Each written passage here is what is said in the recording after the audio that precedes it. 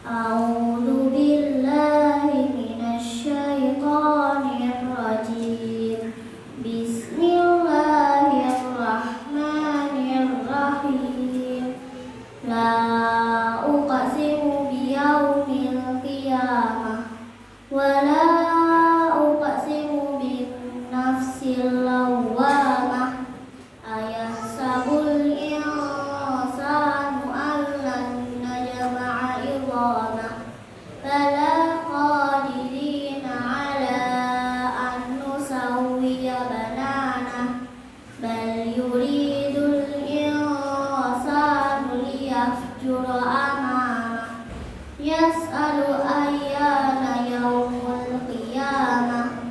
Fa idza bariqal basar wa khasafal qamar wa jumi'asy syamsu wal qamar yaqulul insanu yawma idzin ainal mafar. Kalla la wazar ila rabbika yawma idzinil mustaqar. Yunabba'ul insanu yawma idzin bima qaddama wa akhar. Balil insanu ala nafsihi basirah walau alqa ma'adzirah. La tuharrik bihi lisanaka lita'jala bih. Inna alaina jam'ahu wa qur'anah. Fa idza qara'nahu fattabi' qur'anah. Summa inna alaina bayanah. Kalla bal tuhibbunal ajilah wa tadharunal akhirah. Wujuhun yawma idzin nadhirah ila rabbiha nadhirah. Wa wujuhun yawma idzin basirah tadunnu an yuf'ala biha faqirah. Kalla idza balagatit taraqiya wa qila man raq wa dhanna annahul firaq. Waltaffatis saqu bis-saq ila rabbika yawma idzinil masaq. Fala saddaqa wala qala walakin kadzdzaba wa tawalla. Summa dhahaba ila ahlihi yatamatta. Aula laka fa aula. Summa aula laka fa aula. Ayahsabul insanu ayyutraka sudah. Alam yakunu ta'fatam min mani yumna. Summa kana alaqatan fakhalaqa fasawwa. Faja'ala minhu zawjayni adh-dhakara wal unsa. Alaysa dhalika biqadirin ala an yuhyiyal mauta. Shadaqallahul adzim. Wassalamu alaikum warahmatullahi wabarakatuh.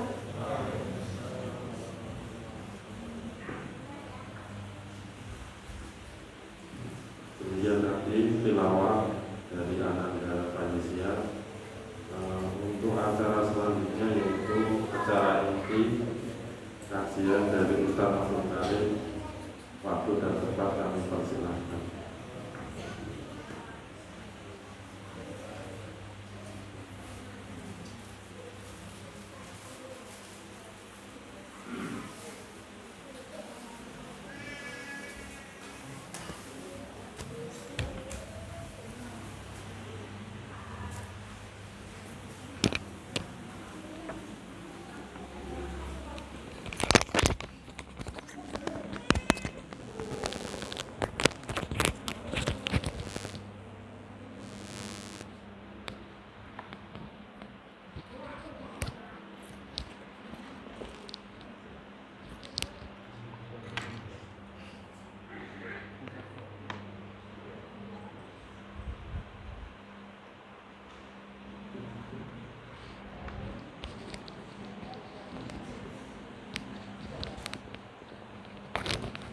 Cek, cek, cek.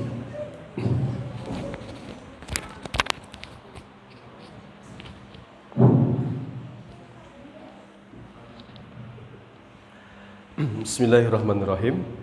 Assalamualaikum warahmatullahi wabarakatuh. Alhamdulillahilladzi arsala rasulahu bil huda wa dinil haqq liyudhhirahu 'alad dini kullih wa kafa billahi syahida. Asyhadu an la ilaha illallah wahdahu la syarika lahu wa asyhadu anna Muhammadan 'abduhu wa rasuluh. La nabiyya wa la rasula ba'da. Allahumma shalli wa sallim ala nabiyyina Muhammadin wa ala alihi wa ashabihi wa man tabi'ahum bi ihsanin ila yaumiddin. Allahumma la sahla illa ma ja'altahu sahla wa anta taj'alul hazla idza syi'ta sahla. Allahumma inna na'udzubika min ilmin la yanfa' wa min qalbin la yakhsha' wa min nafsin la tashba' wa min da'watin la yusma'. Allahumma inna na'udzubika min haula'il arba'. Yang kami muliakan para asatidzah wal ustadzat, abba wal ummahat, wali santri yang berbahagia. Alhamdulillah di siang hari ini sebagaimana yang sudah disampaikan, ini agendanya apa? Halal bihalal?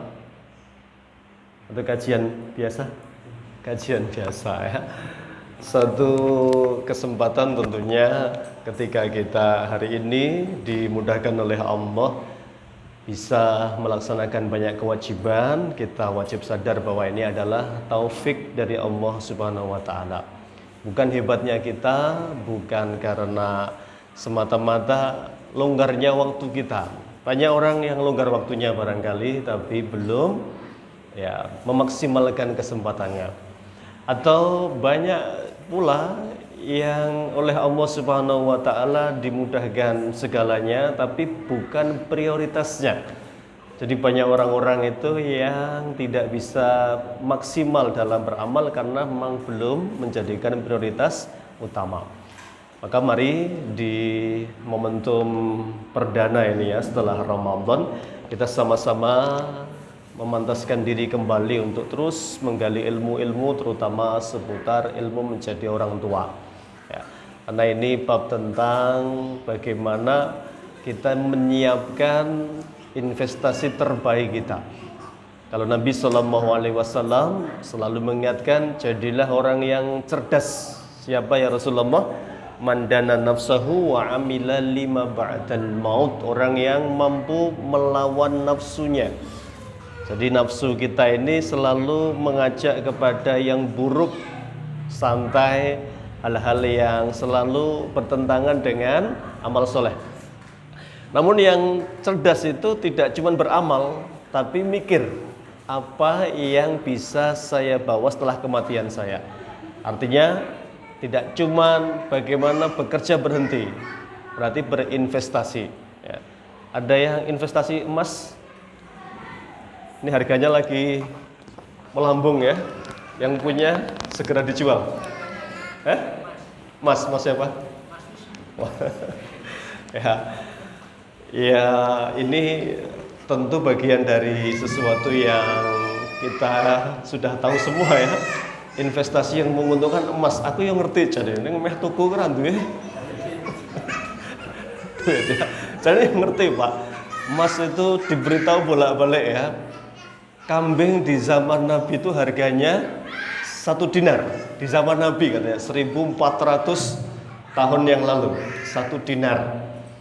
Hari ini sama ternyata. Di Saudi itu harga kambing 1 dinar. 1 dinar ya.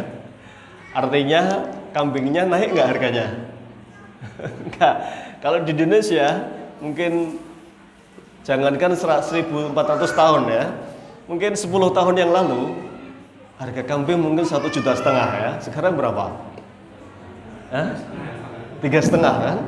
Berarti yang naik kambingnya atau duitnya yang nggak payu. Uangnya yang nggak laku, artinya mengalami inflasi yang parah gitu ya.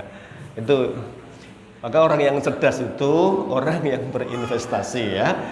Kalau terkait akhirat, yang cerdas itu adalah yang tentu juga sama amila lima ba'dal maut, yang akan kita bawa setelah kematian saya. Apa itu? Ya paling tidak 3 hal itu yang Nabi sampaikan, illa min shadaqatin jariyatin aw ilmin yuntafa'u bih aw waladin sholihin yad'u lahu. Ya, kalau kita dimudahkan Allah 1, 2, 3, ini benar-benar anugerah.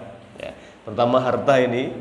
Jadi harta ini tidak bisa ditiru rezeki, meskipun usaha bisa. Ya. Kadang begitu, usahanya sama, mereknya sama. Coba sesekali datang ke Taman KB di dekat SMA 1, akan ketemu apa? Yang paling legend di sana, tahu gimbal ya. Pak Edi, Kaji Edi, ya, Bang Edi, ya, semuanya ngaku asli. Dan semuanya laku nggak? Laku ya. Ini rezeki. Ya, mungkin ada yang tiru di tempat lain, bisa aja nggak laku, menunya sama. Ini soal rezeki. Maka kita harus sadar bahwa setiap kita ini beda-beda rezekinya dari Allah Subhanahu Wa Taala. Baik, mengawali kajian halaqah parenting pada perdana setelah libur Ramadan ini, kami tidak jauh tentu mengevaluasi kembali, merenungkan kembali hakikat hasil Ramadan kita. Karena tarbiyah, ya, Ramadan yang dikatakan syahrul tarbiyah, ini harus ada hasilnya. Ya, kalau tidak berarti kalau sekolah itu ada yang gagal, ya, gagal. Atau ada yang biasa saja, ya. Ada yang juaranya sudah pasti. Kalau mengacu kepada definisi takwa dalam Ramadan itu, Allah sampaikan dalam ayat 183 ya, surat Al-Baqarah itu, ya. Kutiba alaikumusiyam kama kutiba alal ladina min qablikum la'allakum tattaqun. Dalam keterangan dalam kitab-kitab tafsir itu, kalimat yang mengartikan takwa atau membahas tentang takwa itu ada 242 takwa, ya. Bisa dengan kalimat tatakun tadi, ya, atau dengan kalimat masdar takwa sendiri. Kalau takwa itu cuma sekitar 17. Jadi kalau dari 242 kata yang mengacu kepada takwa, kesimpulannya 2 dari para ahli tafsir itu. 1, takwa itu adalah bagaimana membangun hablun minallah. Maka hasil dari takwa yang terlihat paling gampang, misalnya ini yang makna pertama di surat Al-Baqarah ayat 3. Setelah Allah berfirman, ya, dzalikal kitabul la raiba fihi hudal lil muttaqin. Nah, apa arti takwa di sini? Indikator yang disebut mutakin apa? Nah, ini Allah yang sampaikan, alladzina yu'minuna bil ghaibi. Yang kedua, wa yuqimunas shalah. Ya. Ini bab tentang takwa. Yang pertama, ulama sepakat bahwa harusnya hasil dari Ramadan kita kemarin itu ada perubahan pada kualitas ibadah kita, terutama sholat. Ya. Ini sholat ini satu amalan yang Nabi sendiri paling berat merasakannya, karena perintahnya bukan cuma untuk beliau, ya, tapi juga kepada beliau untuk keluarganya. Wa'mur ahlaka bis sholati wastabir 'alaiha. Ada yang merasakan yang anaknya sudah di pondok, kalau pulang bagaimana sholat malamnya? Apakah jam 3 tanpa alarm sudah bangun? Atau justru balas dendam karena di pondok dibangunkan jam 3 dengan paksa, di rumah malah santai-santai? Lah, ini kan sudah harus dievaluasi, Pak, anak-anak kita ini kan. Karena tidak gampang, ternyata sholat itu nggak gampang, ya. Allah saja mengatakan wa innaha lakabiratun. Sholat itu sesuatu yang sangat berat sekali. Sholat itu, bahkan ketika Nabi SAW ditanya oleh sahabat Mu'ad bin Jabal. Mu'ad bin Jabal ini sahabat yang cukup dekat dengan Nabi, ya, karena banyak nasihat yang kadang khusus untuk beliau. Muat ini beberapa dapat wejangan khusus yang nanti jadi doa-doa umumnya sahabat dan kaum muslimin.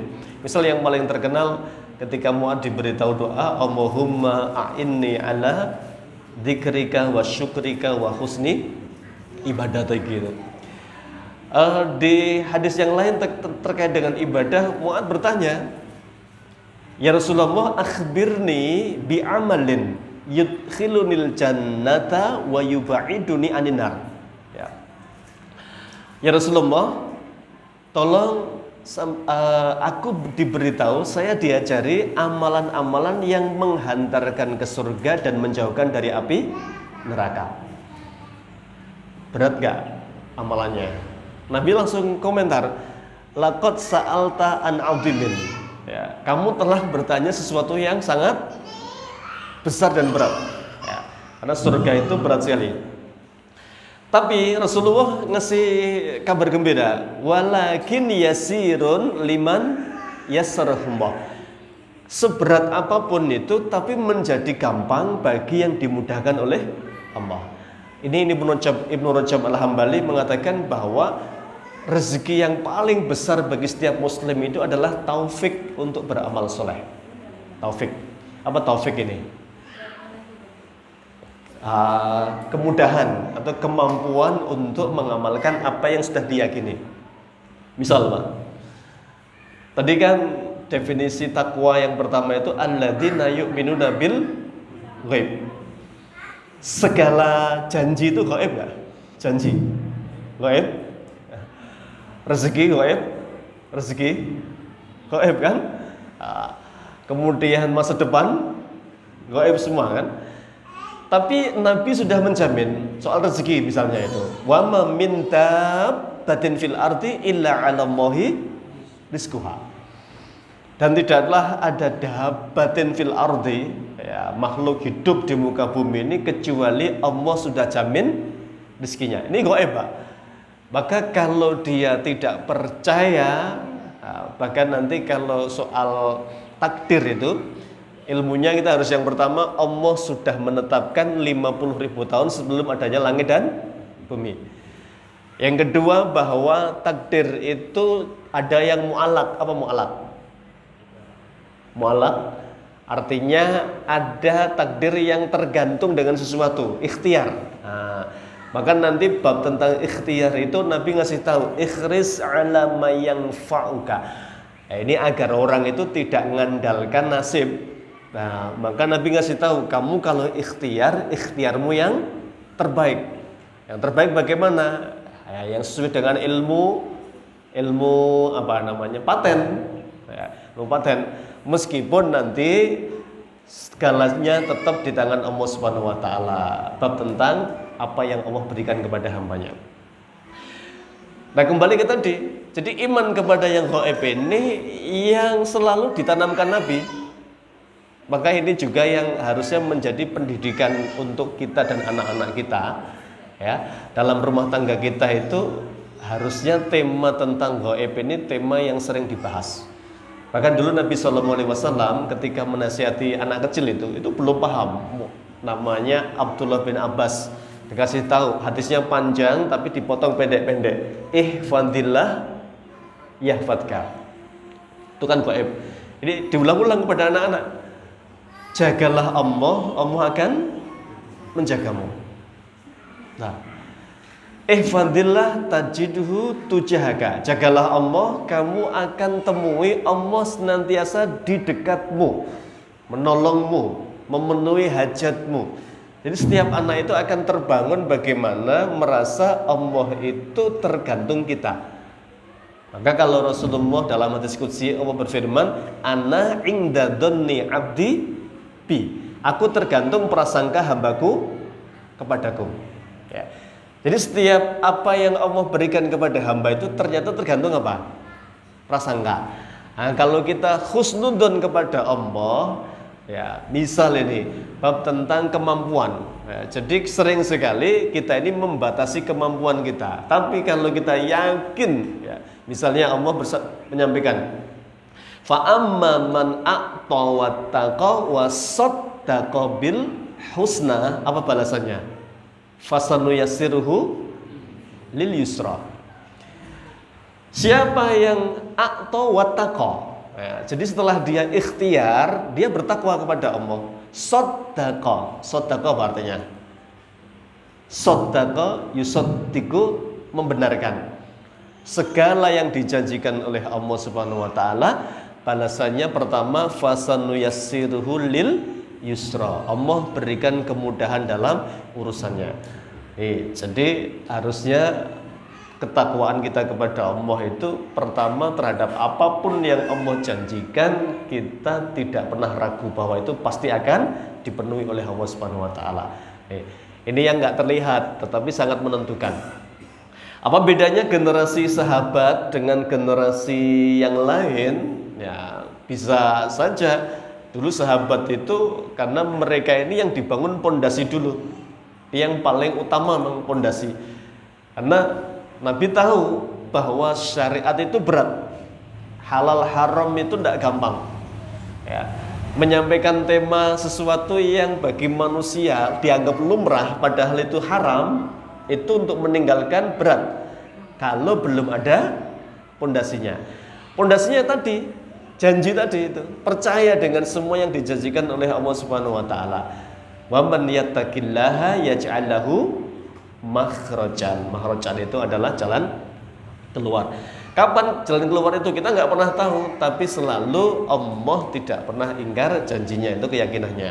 Nah, kalau sahabat-sahabat dulu sangat tidak masuk akal, bahkan mereka ini dalam mengejar janji Nabi Shallallahu Alaihi Wasallam. Misalnya Abu Dahdah, meskipun nanti infak itu Nabi ditanya langsung, ya Rasulullah, kadar infak kami berapa? Yas'alunaka madza yunfikuna kulil affa. Apa al-affa itu? Al-fadlu. Apa fadlu? Kalau kita punya uang setelah yang paling dasar tercukupi, nah berarti fadlu itu sisa. Nah, ini agar setiap orang itu mengukur. Ya, infak itu Allah tidak suka kalau dengan kamu bentangkan kulal basti. Artinya apa? Nggak diukur. Namanya sedekah brutal kalau versinya siapa itu? Kang Dewa ya, sedekah brutal itu ya. Nah, jangan pula kamu terlalu pelit.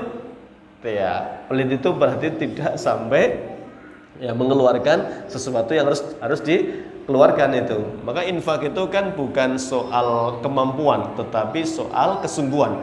Karena Allah berfirman, alladzina yunfikuna fis-sarra wad-dharra. Jadi infak itu tetap dalam keadaan lapang dan kesulitan.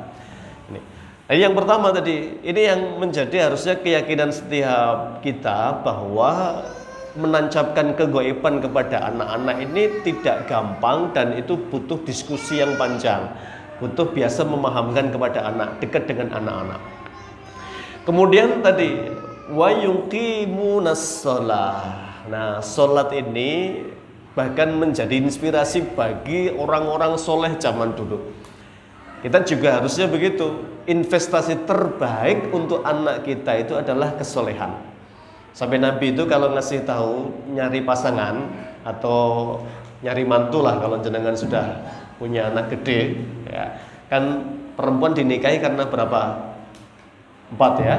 Karena 1 li jamaliha, karena parasnya, 5 liha karena hartanya, li nasabiha karena keturunannya. Ada yang menambahi dengan redaksi lain, li hasabiha. Apa hasab itu? Hasabun. Hasabun itu karya besarnya. Keturunannya itu, kalau nasab itu cuma garis darah. Kalau bapak kandung berarti anak, namanya anak kandung itu nasab. Tapi kalau hasab itu adalah jejak kebesaran karyanya. Mau gampang contoh misalnya Umar bin Khattab. Apa yang tergambar dalam hasabnya Umar? Hasabnya apa Umar ini? Kepemimpinan. Nah, maka Umar bin Khattab ini nggak bakat Pak jadi anggota biasa, bakatnya jadi apa? Pemimpin. Ini mesti nanti turunannya ini orang hebat semua ini, pasti itu Pak. Itu namanya hasab. Ya.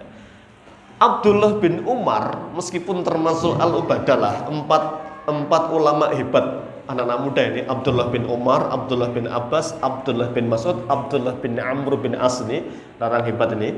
Ya. Abdullah bin Umar tuh bolak-balik di demo sama warga Madinah gara-gara nggak mau jadi gubernur Madinah. Karena tahu kapasitas beliau, ya. Beliau menolak itu, ya. Bahkan Umar bin Khattab sendiri karena merendah itu ya cukup saya yang jadi pemimpin kaum muslimin. Kenapa? Hisabnya sangat berat. Tapi hasab itu tidak bisa hilang. Ya, ternyata tidak turun ke Abdullah bin Umar, nanti turun ke ponakannya. Nah, keponakannya ini namanya Abdul Aziz. Nah, ini Abdul Aziz ini siapa? Nanti ayahnya Umar bin Abdul Aziz. Itu namanya hasab Pak, itu kepemimpinan, ya. Atau kedermawanan. Nah, ini mesti turun. Hasabnya Utsman bin Affan misalnya itu jelas sekali kedermawanan. Nah, maka nanti menjadi yang menarik, hasab itu bisa nih ketemu di 7 turunannya. Nah, ini yang harus kita jangan pernah meremehkan hasab itu, ya. Bahkan hasab itu termasuk ada yang mengartikan sampai pada penyakit bisa loh Pak. Ya. Misalnya riwayat jenengan ke atas itu punya penyakit apa misalnya orang tua, ya, angin duduk, ya, ngerti-ngerti mati, ya, gula, apalagi kolesterol, darah tinggi, ya, stroke itu ada. Ini harus diperhatikan ini, ya, karena punya genetik. Ya, ini punya potensi gitu, ya, punya potensi. Ya, ini maka setiap yang memperhatikan itu dalam kalau di Arab itu kan sampai ada apa silsilah yang jelas itu nasab itu sampai nyambung. Orang Arab itu suruh nyebut coba sebutkan 20 garis nasab ke atas itu. Ngerti nggak? Ngerti. Kita coba sebutkan 5 ke atas. 3 ya. Abbas bin Khalid bin Bu. Masuk bin Bu. Ya. Nih, tahu masih insyaallah ya. Ya. Kemudian atasnya lagi. Ya. Kalau masih bisa 7 ini lumayan ini. Di Indonesia wis apik Pak, bisa 7 nama ini ya. Ini. Nah, ini yang disebut oleh para ulama, disinilah pentingnya bahwa setiap orang itu memperhatikan apa? Hasab dan nasab itu. Kenapa? Karena untuk salah satunya investasi terbaik untuk turunan kita. Ya. Nih, kalau mungkin hasab atau nasab kita nggak baik ke atasnya, karena orang itu memang nggak hanya dilihat masa lalunya, tapi masa depannya mungkin. Wis kadung misalnya Pak. Tapi insya Allah Pak, tidak mengenal agama bahkan itu. Umar bin Khattab saja mengatakan khiyarukum fil jahiliyati khiyarukum fil Islam. Rasulullah ya ketika komentarin kejahiliahan itu ya. Ya, yang terbaik kalian ketika jahiliyah. Jahiliyah kan belum kenal agama. Ya. Khiyarukum fil jahiliyati khiyarukum fil Islam. Mesti nanti jadi yang terbaik pula ketika masuk Islam. Syaratnya 1, idza faqihu, kalau dia mau belajar agama. Ya. Maka Umar itu emas ketika jahiliyah, tetap jadi pemimpin. Corone nek preman iki ora preman ecek-ecek, preman apa? Ya. Ya, preman itu benar-benar preman pemimpin gitu ya. Ya, yang paling ditakuti levelnya level nasional lah gitu ya, bukan preman kampung. Ketika dapat hidayah, mesti jadi orang hebat itu. Ya. Amr bin As, ya dulu provokatornya kondang itu ya, memprovokasi orang-orang hijrah agar diusir dari bumi Habasyah gitu ya. Ya licin ya, apa ini diplomat ulung ini, Amr bin As ini. Anaknya juga hebat itu, Abdullah bin Amr bin As, dan hasab itu selalu begitu. Nah, ini bukan soal sederhana masalahnya, ada keberkahan nanti. Teringat hadis kisah ya dalam surah Al-Kahfi itu ketika Allah menceritakan Nabi Khidir bersama Nabi Musa. Ini inspirasi luar biasa bagi banyak orang yang yakin. Sa'id bin Musayyib, ya, ulama tabi'in di Madinah. Beliau ini luar biasa, bukan soal beda zaman saja. Ya. Beliau disebutkan tidak pernah masbuk sholat berapa tahun? Saya pernah cerita. 40 tahun. Masuk akal nggak, Pak? Ya, nggak masuk akal bagi kita. Ya, yang 40 hari aja belum bisa kan? 40 hari tidak masbuk bisa? Alhamdulillah ya.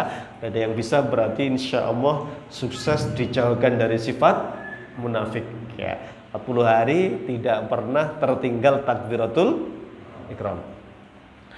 Inspirasinya satu saja itu ketika beliau, Anda sehebat ini menjaga sholat, apa inspirasinya? Satu saja, karena Allah menjanjikan dalam surah Al-Kahfi itu 82 ya, wa kana abuhuma sholeha, karena kesolehan orang tuanya itu sampai 7 turunan dijaga oleh Allah Subhanahu wa Ta'ala, dan aku ingin agar kelak sholat ini menjadi bekal terbaik untuk anakku, investasi namanya, untuk kesolehan anak-anaknya. Itu yang harusnya menjadi sebuah renungan bagi kita, apa yang mau diwariskan kepada anak-anak kita ya. Harta ya mungkin pas-pasan ya, ilmu pas-pasan ya, amal pas-pasan ya. Tapi pas-pasan itu memang kadang justru harapan semua orang ya, pas pengen ada ya. Baik, yang pertama tadi ya. Jadi takwa yang pertama itu membangun kesolehan dengan Allah Subhanahu wa Ta'ala, dan ini harus dibangun terus. Tadi Mu'adz bin Jabal sampai bertanya kepada Nabi, apa yang menyebabkan saya masuk surga dan menjauhkan aku dari neraka? Jawaban Nabi simpel ya. Laqad sa'alta an 'azimin ya. Walakin yasirun liman yassarahullah. Qala, kemudian Nabi menjawab itu ya. Ta'budullaha wa la tusyriku bihi syai'a wa tuqimus shalah wa tu'tiyaz zakah wa tasuma ramadan wa tahujjal baita. Jadi jawaban Nabi cukup yang wajib dulu nih ya. Syarat masuk surga dengan cepat itu, satu, pastikan tidak kamu tinggalkan yang wajib ya, wajib ini Pak. Jadi sholat, bayar zakat, puasa di bulan Ramadan, pergi haji ketika mampu, ini hukumnya wajib semua ini. Bahkan sampai ada Badui yang mendengar kalimat Nabi ini, beliau sampai bertanya ke Rasulullah, ya Rasulullah, andaikan saya tidak menambah sedikit pun dari yang wajib dan tidak mengurangi, a'adkhulul jannah, apakah saya masuk surga? Ya, kamu masuk surga cukup dengan amal yang wajib. Nah, ini tanpa nambah, tanpa mengurangi. Kemudian Nabi ngasih tambahan ya, ala adulluka ala abwabil khair, mau enggak kamu tak beritahu pintu-pintu kebaikan. Ini yang kata para ulama termasuk Ibnu Rajab Al-Hambali dalam kitab Jami'ul Ulum wal Hikam, dia mengatakan abwabul khair di sini adalah amalan-amalan sunnah. Apa ya Rasulullah? Beliau hanya nyebut 3, dan 3 ini memang amal-amal yang luar biasa. Satu, Rasulullah menyampaikan as-saumu junnatun, berpuasalah, karena puasa adalah tameng, junnah ya, tameng dari banyak keburukan itu ya. Sudah selesai Pak Syawalnya? Sudah? Kalau sudah berarti pengikut mazhab Syafi'i ini. Saya baca dalam kitab Lataiful Ma'arif, Ibnu Rajab Al-Hambali mengumpulkan 3 pendapat ya tentang puasa Syawal ini ya. Kalau dalam mazhab Syafi'i itu, Imam Syafi'i mengatakan puasa Syawal yang paling utama itu hari kedua Syawal. Berarti kalau kemarin Lebaran hari Senin ya, puasa paling utama itu hari Selasa, Rabu, Kamis, Jumat, Sabtu, Ahad. Nah, Senin bodo ya, bodo Syawal. Nah, Bahkan beberapa kampung itu masih ada tradisi ya, begitu lebaran hari Senin, malam Selasa atau Selasa pas waktu sahur itu dibangunkan sahur, sahur. Ingkang dereng wungu enggal-enggal wungu, sahur, sahur, poso napa? Syawal ya. Kalau di madhab Hambali itu salah satu ayam qabla ayamil bid. Kata beliau ini 3 hari sebelum ayamil bid. Berarti tanggal berapa itu? Ayamil bid 13, 14, 15. Berarti tanggal 10. Ya, ya. Kalau di pendapat terakhir itu, pendapat para tabi'in ada Al-Auza'i, Atta, ya, Imam Atta itu ya, beliau mengatakan ya, lebih utama adalah pada pada pertengahan Syawal ke akhir. Ya. Kenapa? Karena Idul Fitri Syawal itu yaumul akli wasyurbi, hari apa?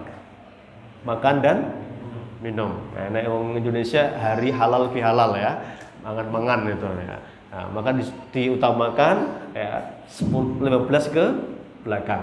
Nah, dengan matuk yang mana? Ya. Rasa kon milih ya, mesti akhir ya. Ini sunnah tetapi memiliki keutamaan yang luar biasa. As-saumu junnah. Syahwat seseorang itu dia bisa ditundukkan dengan sedikit makan, artinya puasa. Ya, puasa itu junnah dari apa? Dari syahwat. Syahwat itu ya banyak, syahwat makan, syahwat perut atau syahwat bawah perut ya. Nih kata Nabi, maka Nabi itu sampai ngajari puasa yang paling utama itu puasa Daud. Kalau ndak bisa puasa Senin, Kamis. Kalau ndak bisa tinggal satu pilihan, puasa Ayyamil Bid itu. Sampai Nabi SAW itu menasihati sahabat yang dekat dengan beliau, Abu Hurairah itu kan, ausoni khalili bisalasatin.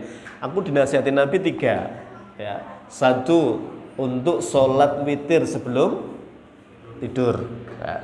Jadi mungkin yang bangunnya susah untuk sholat tahajud ya, biasakan jangan sampai malam itu kosong dari sholat witir kalau bisa ya. Kemudian yang kedua untuk puasa 3 hari dalam 1 bulan, ayyamil bid ini. Yang ketiga rokaatai duha, sholatlah duha meskipun hanya dengan 2 rakaat. Ini kan 1, 2, 3. Ini amal yang paling paket apa tadi? Hemat ya. Artinya yang ya minim tadi. Ini untuk menjaga apa? Menjaga tetap di atas sunnah. Karena definisi orang yang istiqomah itu bukan orang yang beramal jumlahnya nggak pernah berkurang ya.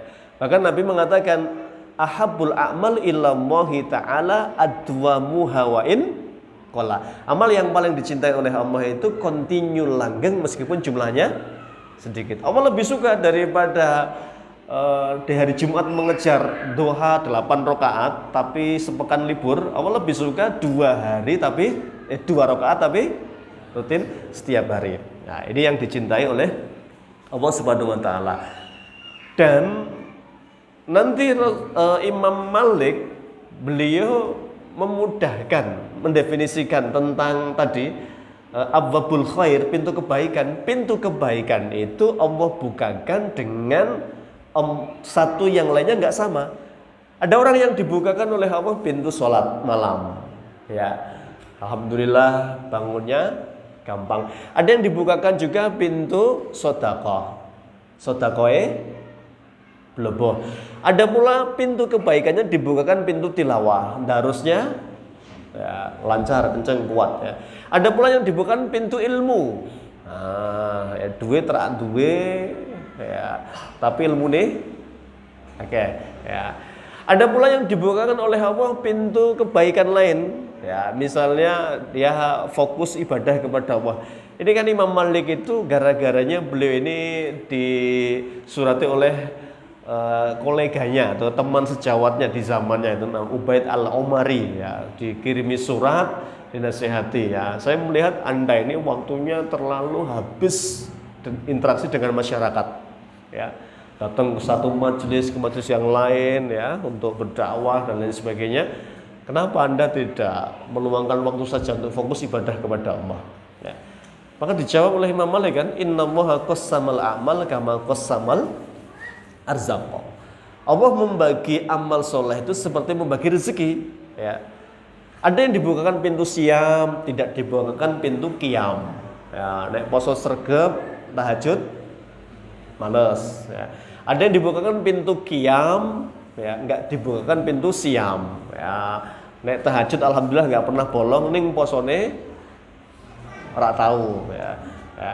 Ada yang dibukakan pintu sedekah, tidak dibukakan pintu qiyam jika tidak siam. Ya, sedekah. Ya. Dan kata Imam Malik, setiap orang itu punya kelebihan tersendiri. Maka ayo kita semua insya Allah di atas kebaikan, saling memaksimalkan potensi masing-masing. Nah, ini harusnya juga yang menjadi modal kita, ayah bunda. Kalau ayah bunda bisa saling melengkapi, mungkin ayahnya rajin qiyamul lail, bundanya rajin siam. Ya, biasanya gitu ya, karena ayah alasannya kerja gitu ya. Ya, bunda ning omah. Lho ning omah ki malah akeh empan itu. Pokoknya enggak ada rampungnya. saling beralasan ya. Kenapa? Karena nanti amal soleh ini jadi wasilah untuk doa-doa terbaik kita. Bahkan tanpa dikhususkan untuk berdoa, sebagaimana dalam kasus Ashabul Ghor itu ya, menyebut amal terbaiknya. Ya, itu sesuatu yang mubah dibolehkan, bahkan menjadi masyru' ketika itu digunakan untuk tawasul. Ya. Itu akan menjadi kemudahan tersendiri bagi anak-anak kita terutama. Jadi kalau orang tuanya banyak karya itu kan nggak bingung doanya mau wasilah yang mana itu. Coba nggak punya karya, mau wasilah apa? Ya bingung, poso ya arang-arang, tahajud ya blong, ya sedekah ya awal ilmu randuwe. Ya. Ini agak susah nanti kita menjadikan tawasul dengan amal soleh kita. Yang pertama terkait dengan definisi takwa dari 242 itu mengerucut kepada satu, membangun kesolehan kepada Allah Subhanahu wa taala. Dan inspirasi kita karena tema kita parenting itu tentu adalah anak-anak kita. Ya, banyak orang-orang hebat itu ya lahir dari orang hebat, meskipun dunia ini selalu ada pengecualian. Ya. Meskipun pepatahnya kompak ya, buah jatuh tidak jauh dari pohonnya, tapi kan ada yang gelundung juga kan, gak jauh kan, ya. Makanya ada yang mendefinisikan bapak ape ahli sholat, ya manggu masjid, anaknya ratau ning masjid.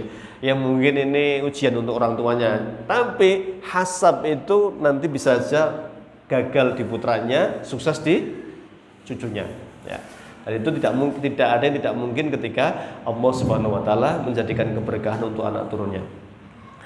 Yang kedua, takwa dalam arti dari sekian banyak makna itu adalah bagaimana memperbaiki hablum minan nas. Ya ini yang harus terus kita upayakan. Tidak gampang memang untuk merubah sesuatu yang sudah lama kita lakukan. Aisyah radhiyallahu anha ketika ditanya ya tentang bagaimana akhlak Nabi ya di rumah gitu misalnya ya, di rumah ya. Bagaimana akhlak Nabi dalam keseharian ya. Aisyah balik bertanya ya. Ya. Alam taqra'ul Quran? Loh, bukankah kalian baca Al-Quran? Iya. Kami membacanya Al-Quran. Apa yang kalian dapati? Banyak. Ada perintah, ada larangan. Karena khuluqun Nabi sallallahu alaihi wasallam Al-Qur'an. Ya. Demikianlah bahwa akhlak Nabi sallallahu alaihi wasallam adalah Al-Qur'an. Ibnu Rajab Al-Hambali mendefinisikan bahwa kalimat Aisyah itu maksudnya adalah bahwa akhlak Nabi itu berarti segala yang Allah perintahkan, berarti Nabi yang pertama kali menjalankan. Contoh perintah untuk innallaha ya'murukum an tu'adul amanati ila ahliha. Nah, ini amanah ini enggak gampang, Pak. Sampai Rasulullah itu hijrahnya paling belakang itu tertunda gara-gara apa? Amanah. Terlalu banyak amanah yang kaum musyrikin titipkan di rumah beliau, harta. Jadi mereka itu tidak percaya dengan dakwah Muhammad, tapi mereka tidak ragu-ragu tentang kejujuran Muhammad itu. Maka barang-barang itu dulu kan nggak ada bank ya Pak, nggak ada bank ya. Nitipnya kemana? Ke Rasulullah itu. Maka beliau hijrahnya paling lama karena dalam riwayat Ibnu Hisham itu harus mengembalikan hartanya fulan bin dari Bani Fulan ngumpul di rumah Nabi dikembalikan namanya. Ya. Itu hakikat amanah yang harta. Belum lagi amanah nanti kedudukan. Belum lagi amanah tentang pasangan. Kullukum ra'in wa kullukum mas'ulun an ra'iyatihi. Kalau istri ini, kalau suami ini melakukan perbuatan yang dilarang oleh agama, istri dihisab nggak? Enggak. Tapi kalau istri melakukan pelanggaran syariah dan suami tahu, dihisab nggak suami? Dihisab. Ya, dihisab. Maka lihat setiap kalimat Allah memerintahkan kepada keluarga. Contoh surat Al-Ahzab ayat berapa? Ya ayyuhan nabiyyu qul li azwajika. Berapa? 59. Ya.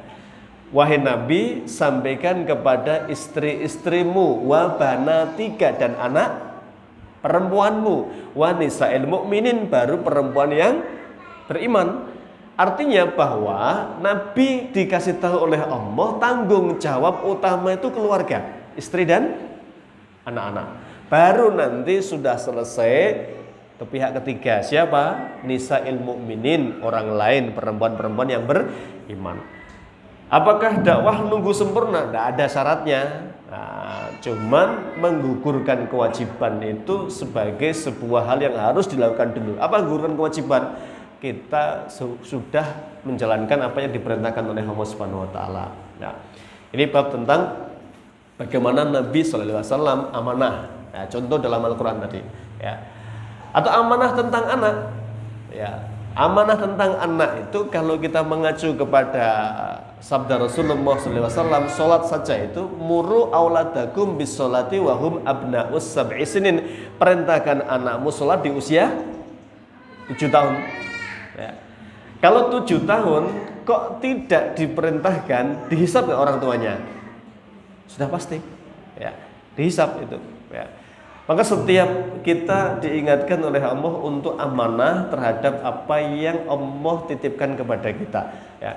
Termasuk nanti ilmu itu amanah. Ya. Maka Mu'adz bin Jabal itu pernah amanah sekali beliau ini. Karena pernah dapat satu hadisnya ini ditakutkan oleh Nabi nanti membuat orang malas beramal. Hadisnya man qala la ilaha illallah dakhalal jannah. Bahkan ketika Nabi bertanya kepada Jibril, wa in zana, meskipun dia pezina, ya, wa in zana, meskipun dia pezina, kalau dia bersyahadat tetap masuk surga. Wa in saraqa, meskipun dia mencuri, dia akan masuk surga. Ya. Mu'adz saking senangnya mengatakan, ya Rasulullah, boleh enggak saya segera sampaikan hadis ini ke semua orang? Karena ini kabar gembira. Penak masuk surga cuman kalimat la ilaha illallah. Jangan. Nanti kalau mereka dengar ini, mereka akan mengandalkan la ilaha illallah dan tidak mau beramal. Tapi Mu'adz takut menyembunyikan ilmu, maka sepeninggal Rasulullah SAW, Mu'adz ajarkan ya hal yang diajarkan Nabi SAW. Sampai sebegitunya terhadap amanah apapun yang diberikan, ya, terkait dengan contoh akhlak Nabi SAW. Ya ayyuhalladzina amanu taqullaha wa kunu ma'as-shadiqin. Hai orang-orang yang beriman, bertakwalah kepada Allah dan berkumpullah bersama orang yang siddiq, orang-orang yang benar tujuan hidupnya, orang-orang yang jujur dalam perkataannya. Ya. Ini Rasulullah SAW. Ya. Ketika Allah berfirman, ya ayyuhalladzina amanu anfiqu mimma razaqnakum. Rasulullah adalah orang yang paling dermawan. Ya. Di antara yang paling dermawan di antara siapapun itu. Sampai Rasulullah digambarkan saking dermawannya itu seperti angin yang berhembus. Ya, itu menunjukkan. Ini yang diperintah oleh Allah, belum lagi yang dilarang. Ya. Rasulullah SAW itu digambarkan ketika bergaul dengan sahabat, tidak setiap sahabat itu tentu sama karakternya. Nggak semuanya tertib, rapi, nggak nyelelek itu ya. Ada nggak sahabat nyelelek? Jangan ngomong banyak ya, ada lah itu ya. Maka ketika Rasulullah SAW ya diberitahu oleh Allah ya kuncinya satu, serawung sama orang itu apa? Fabima rahmati minallahi lintalahum, layin apa layin? Layin lembut ya. Walau kunta faddan ghalidul qalbi lang faddu min haulik. Kamu kalau orangnya kasar ya, kata-katanya tajam, ghalidul qalbi, hatinya penuh apa? Ya, amarah, dendam ya. Lang faddu min haulik, orang-orang pasti akan menjauh darimu ya. Jadi Nabi itu dikatakan akhlaknya Quran itu begitu. Dan sudah seharusnya takwa dalam definisi yang kedua ini kita evaluasi dalam diri kita. Masihkah kita punya hati yang penuh dendam, kata-kata yang terus menyakitkan bagi orang lain? Ini penting untuk dievaluasi ya.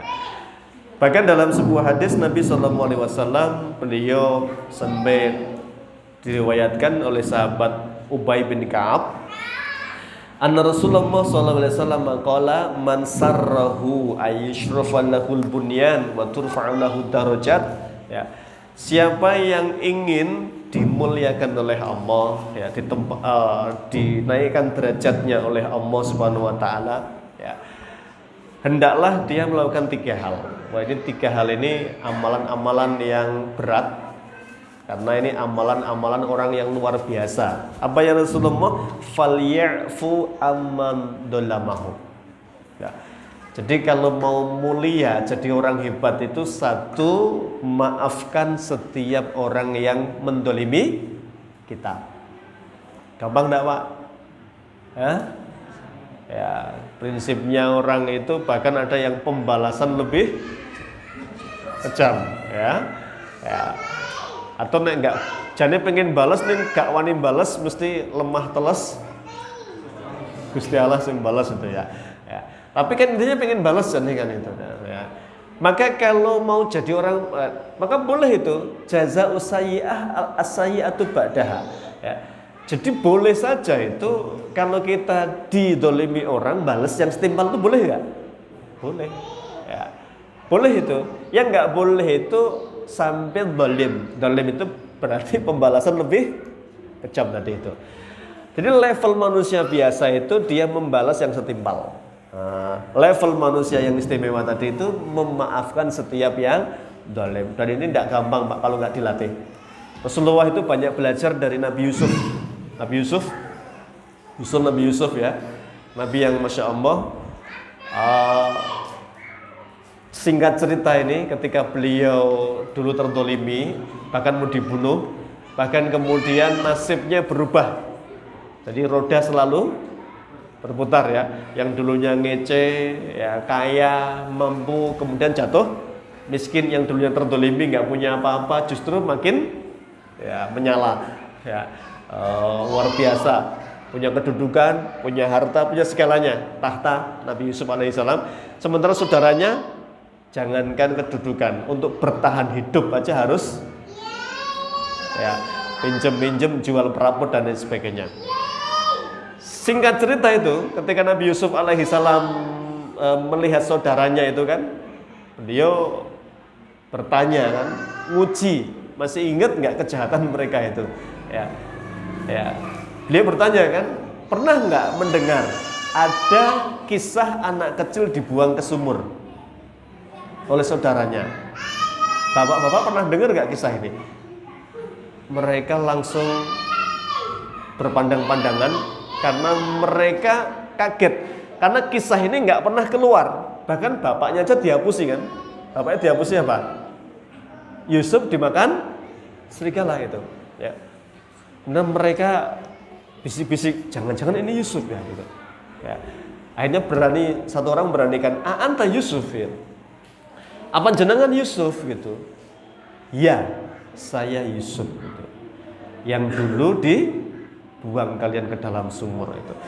Kita bayangkan ya, Kalau orang yang pernah dolim sama kita datang ke tempat kita, munduk-munduk butuh kita, kita punya segalanya. Apa kata-kata terbaik? Apa kata terbaik? Rasa noh.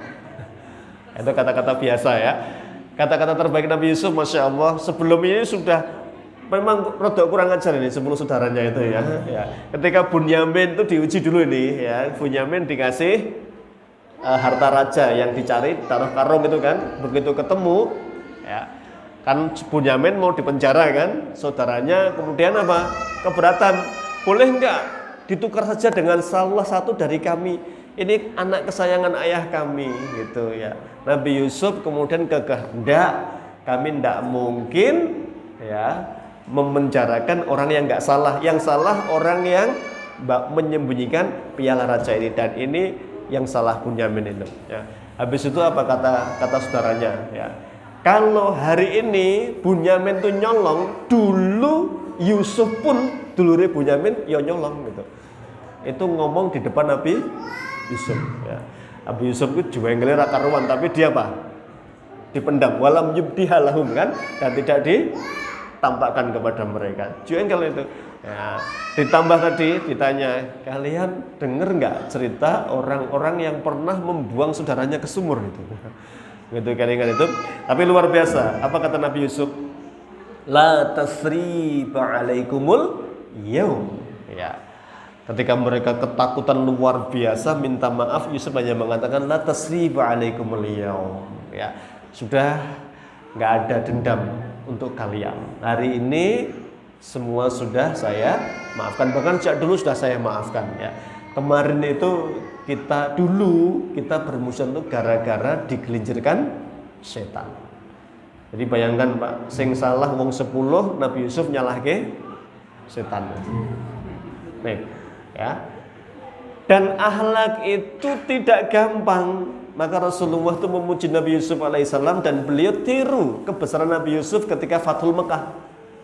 Ada orang-orang yang nantang Pak, kekuatannya sudah nggak bisa nandingin Nabi, tapi jiwanya jiwa pemberontak. Nabi sudah ngasih woro-woro, yang masuk Masjidil Haram selamat, yang nutup pintu rumahnya selamat, yang masuk rumah Abu Sufyan selamat. Ada sebagian orang itu nggak masuk Masjidil Haram, nggak nutup pintu rumahnya, nggak masuk rumah Abu Sufyan, malah nantang Nabi ya. Ketika Fathul Mekah, mereka oleh Khalid disergap sehingga nggak bisa melawan. Ketika itu mereka tertawan semua, tunduk di hadapan Nabi di depan Ka'bah itu. Ya. Nabi hanya bertanya singkat itu, ya. Matadunnuna ayyuf'ala bikum. Model-model kalian tuh hukuman sing paling pas diapakan? Ayo ya, diapakan itu. Orang-orang ketakutan nih ya mesti ngeles toh Pak itu ya. Jane kami pengen masuk masjid, jane loh ya. Senenge wong ngeles tuh ya. Apa kata Nabi? Hari ini saya akan berkata seperti saudaraku Yusuf berkata di hadapan semua orang yang mendoliminya. Kalau Yusuf dulu mengatakan la tasriba alaikumul yaum, saya akan katakan hari ini idhabu wa antum tulaqa, kata Nabi Muhammad SAW.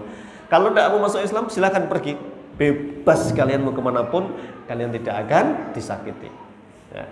Di gampang tidak Pak tadi memaafkan orang yang zalim.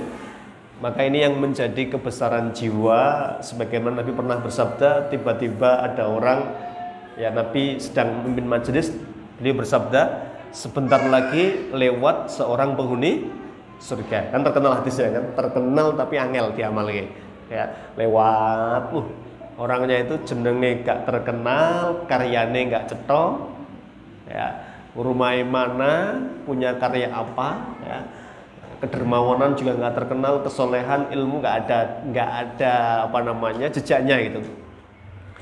Hari kedua Nabi sama, sebentar lagi lewat penghuni surga, orangnya sama itu ya, sampai 3 kali sama terus. Ada yang penasaran dengan Abdullah bin Amr bin As kan ya, melihat malamnya yang nggak spesial, malah turu tok gitu ya, ngelilir turu meneh, cuma dikir sebentar tidur lagi kan sampai menjelang subuh. Subuhnya juga, siangnya juga biasa, siangnya enggak ya, tilawahnya enggak.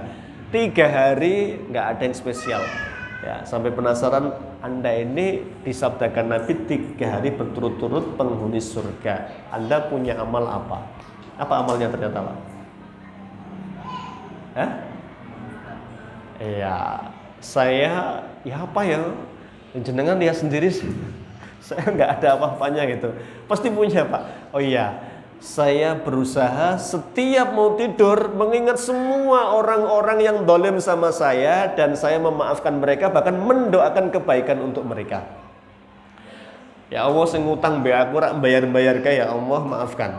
Ya. Murahkan rezekinya, panjangkan umurnya. Ya. Kembangkan usahanya, ya. Ditambahi muga-muga bar ku eling utange gitu. Ya, doanya yang baik-baik kan, karena doa yang baik itu kembali didoakan malaikat walaka bimisli. Ya, semoga doamu balik ke dirimu, doamu untuknya kembali ke dirimu. Jadi nggak gampang loh Pak ini. Ya, mau tidur itu mikir, ya Allah itu pernah dolim sama saya, menfitnah saya, memburuk-burukan saya, menyebarkan, merusak nama baik saya. Ampuni ya Allah. Ya. Bahkan doakan ditambahi Pak, tidak cuma ampuni ya, kondisinya perbaiki ya Allah. Nah, ini saya pernah dengar seorang kiai, pondoknya besar, ya, pas ditanya itu, kiai apa rahasianya pondok ini berkembang dengan pesat sekali? Beliau jawabannya di luar nurul ya, di luar dugaan itu ya. Dia mengatakan begini, saya selalu mendoakan pesantren yang dianggap orang itu rival saya. Kalau pesantren sama-sama pesantren yang biasanya kan yang selevel itu kan jadi saingan kan. Saya selalu doakan, ya Allah pesantren ini besarkan, ya, kembangkan, guru-gurunya kuatkan, ikhlaskan, santrinya berkahi, ilmunya berkahi. Dan beliau yakin doa bidzuhril ghaib itulah yang malaikat akan berikan syafaat. Semoga demikian pula pesantrenmu. Ya, jadi itu orang berjiwa besar. Nah, orang berjiwa sempit, ya Allah pondok terdekat ini bangkrutkan. Ya, muga-muga rapayu muridnya pindah nggonaku kabeh. Nah, itu jiwa-jiwa yang kerdil. Ya, jadi jiwa-jiwa yang besar itu nggak begitu. Ya. Wong doa kan nggak kulaan toh Pak, rugi nggak sih buat orang lain seneng itu? Ya, jadi doa yang terbaik ini. Nih, yang pertama jadi amalnya sederhana. Yang kedua, saya berusaha tidak pernah iri terhadap semua nikmat orang lain. Kata Abdullah bin Amr bin As, ini yang tidak dimiliki oleh banyak orang. Ya, sifat ya mudah memaafkan orang yang pernah zalim. Sifat tidak pernah iri terhadap nikmat yang Allah berikan kepada orang lain. Nah, jadi ini sifat orang-orang besar pastinya yang bisa melakukannya. Kemudian yang kedua, wa yu'ti man haramahu. Terus tetap bisa berbagi meskipun kepada orang yang tidak pernah berbagi. Ya. Ono wong iki sak kampung jenengan dicim, kabeh dikai bantuan kecuali jenengan tok. Ya. Apapun enggak cuma bukan karena enggak mampu, jenengan mungkin mampu kabeh dikasih hantaran misalnya ada apa-apa itu ya, tapi jenengan enggak dikasih ya. Lah kok jenengan tuh ketika punya rezeki malah orang itu yang pertama kali diberi. Istimewa enggak jenengan? Istimewa Pak. Kalau yang biasa itu kan tahabu, saling berbagi hadiah, berarti habis dikasih ngasih ya. Maka ada biasakan, ada orang yang menghantarkan ke kita masakan. Ya, jangan cuman dicuci piringnya dikembalikan kosong. Ya, diisi dengan opo lah, raketang bubur, raketang apa gitu ya. Karena itu bagian dari sunnah Nabi tahadu, saling berbagi. Ini yang luar biasa ini orang ini ya. Malah dia berbagi kepada orang yang tidak pernah berbagi kepadanya. Termasuk wayasilu man qata'ahu, dan menyambung hubungan kepada mereka yang memutus hubungan dengan kita. Nah, ini level-level spesial ya, maka disebut tadi orang-orang mulia yang memiliki jiwa-jiwa besar seperti ini. Baik ayah bunda para wali santri yang dimuliakan Allah, kembali merefresh apa yang menjadi tujuan dari siam tadi ya, bahwa harusnya bertambah ya. Bertambah usia, bertambah bijak kita ini, ya. Bertambah pengalaman, bertambah hal-hal yang harusnya tidak dilakukan, tidak dilakukan, ya. Kembali ke tadi, bagaimana membangun kesempurnaan iman atau takwa itu dengan hablum minallah dan hablun minannas. Baik, demikian barakallahu fikum para ayah bunda sekalian, semoga mengingatkan kembali bahwa kita ini kalau mengaku mencintai Nabi SAW, ya sunnahnya beliau itu bukan cuman sunnah-sunnah pakaian saja, ya celana cingkrang, jenggotnya panjang, batuknya hitam, ya, atau sunnah-sunnah yang terlihat saja, tapi ada banyak sekali variabel-variabel yang lain yang harus ditunjukkan, apa itu akhlakul karimah. Karena Nabi mengatakan inna akramakum indallahi atqakum, yang paling mulia di antara kalian adalah yang paling bertakwa. Dan siapakah orang paling bertakwa yang paling mulia? Ahsanuhum khuluqan, yang paling baik akhlaknya. Saya kembalikan ke moderator, kurang lebihnya mohon maaf. Billahi taufiq wal hidayah. Assalamualaikum warahmatullahi wabarakatuh.